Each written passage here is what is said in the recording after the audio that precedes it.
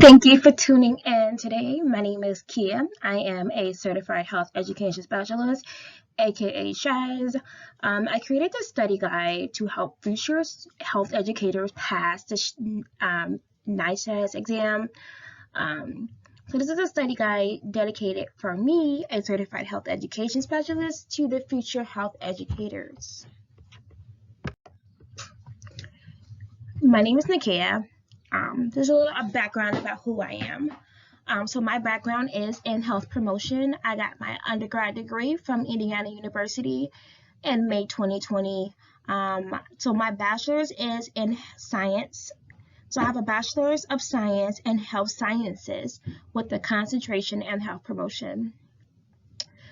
From there, I became a certified health education specialist in October of 2020. Soon as I graduated from college, I got into the COVID-19 work. Of course, I was not able to walk across the stage because there was a roaming pandemic. So yeah, the summer of 2020, after I graduated, I became a contract tracer, partnering with a third party with the Indiana Department of Health.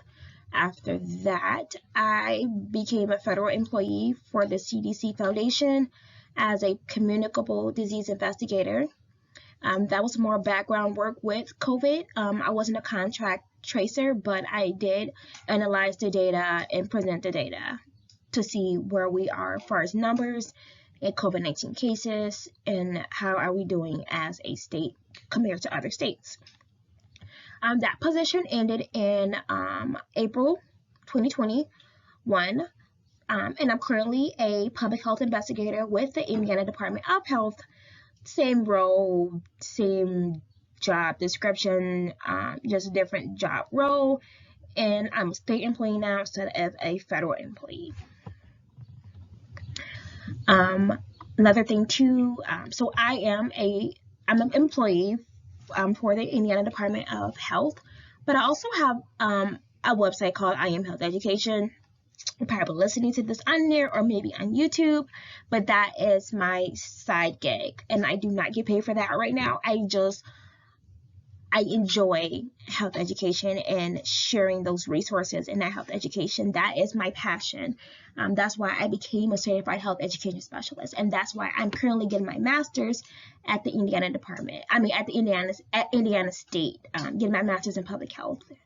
So like that is my passion. That was my love, is just health education. So that is what I'm doing.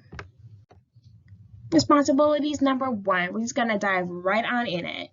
So the first responsibility as a health education specialist is to access community needs. Accessing community needs ensures that the community true needs are being addressed, and what they perceive need is versus what they actual need. If you do an assessment of a community, you will really get a true idea of what that community actually needs. They may say they need more bikes or like more ways to exercise, or like more sidewalks, but in reality, the research might say they need more resources for safer sidewalks, for instance, like bike lanes or accessible bike lanes that are within the regulations from being 5 feet from a parked car and being a few feet from an actual car driving down the road.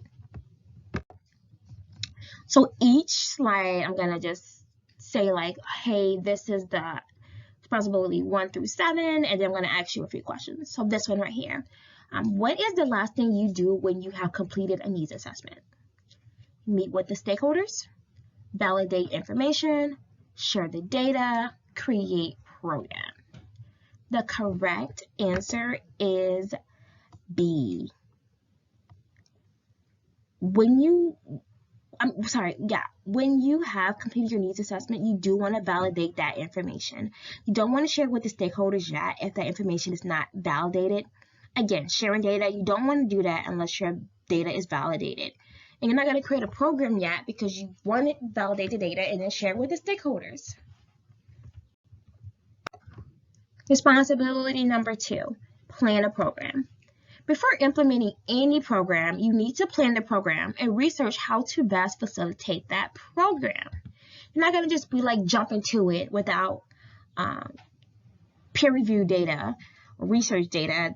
You need to find out what works best for your community, your specific population. What works best for your population is not going to work best for someone else's population.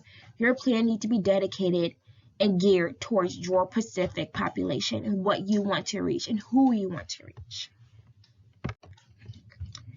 Okay, when planning a program, which of the following must be specific, measurable, attainable, realistic, and time-bound?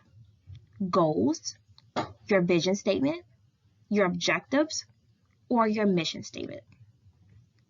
The correct answer is your objectives. You want your objectives to be specifically SMART. You really do. Your goals is going to give you a general idea about your objectives, but your objectives need to be specific, measurable, attainable, realistic, and time-bound. Responsibility number 3, implement program. You need to research your best interventions for population and appropriate theories and models. What are the second step in the stages of change model, also referred to as the trans-theoretical model? Pre-contemplation, action, preparation, or contemplation? So the second step in the stages of change model is contemplation. Remember, pre-contemplation is you're not aware of the problem and you're not engaged at all. Contemplation is you are aware of the problem. So the second step is contemplation. And the pre will definitely help you if you do have like a specific question just like this. Pre is always before. So this is the before. This is the first thing you do, pre. And then contemplation will be the second stage, the second step. Responsibility number 4, evaluate and research health promotion. Evaluating the program helps program planners improve future programs and aid in program sustainability. I'm going to say that again. Evaluating the program helps program planners, aka certified health educators, improve future programs and aid in program sustainability.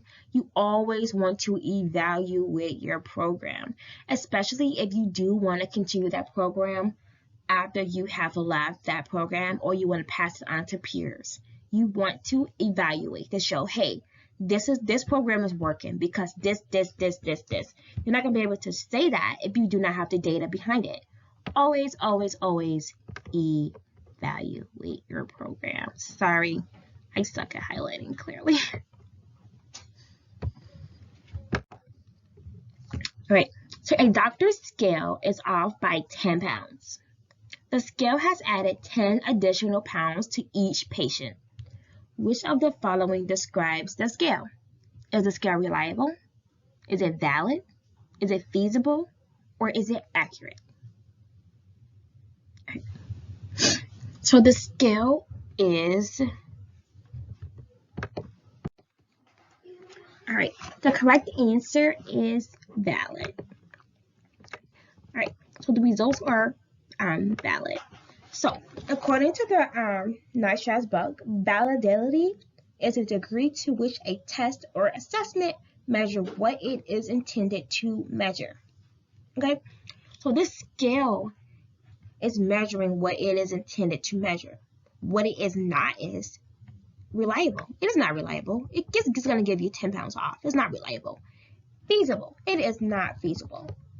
Accurate. Clearly, it's not accurate because it is off by 10 pounds. Responsibility number 5, administer and manage health programs. The description is to demonstrate effective leadership to implement and manage strategic health programs. Right. So you are creating an infant safe sleep program targeting Hispanic families that has recently had a baby within the last 6 months. Which component must volunteer and health education specialists have to help in the success of the program? A, summative evaluation, B, safe environment, C, cultural competence, or D, fidelity. So the correct answer is cultural competence.